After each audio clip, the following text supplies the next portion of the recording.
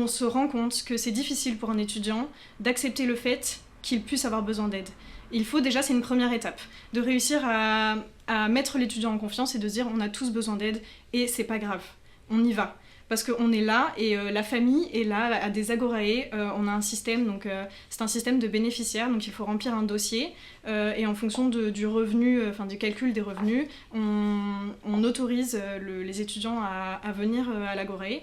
Donc ce sont des épiceries sociales et solidaires, c'est un projet qui est également porté par la FAGE au national et qu'on a déployé au territoire, donc on en a 3 sur Aix-en-Provence et Marseille. Et ce sont des épiceries où on va proposer par exemple aux étudiants qui sont en situation de précarité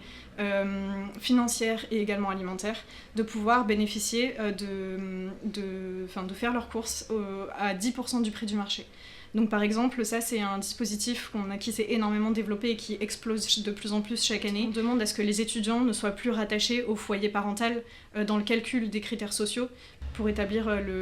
ce que les étudiants ont le droit de recevoir. Le deuxième critère, c'est l'universalisation, d'essayer de faire en sorte que l'État puisse garantir la sécurité financière à tous les étudiants et que ce ne soit pas un luxe de pouvoir étudier à l'université ou même étudier tout court. Le troisième, c'est quand même la territorialisation, puisque tous les territoires n'ont pas les mêmes coûts de vie, ne sont pas égaux en termes de prix,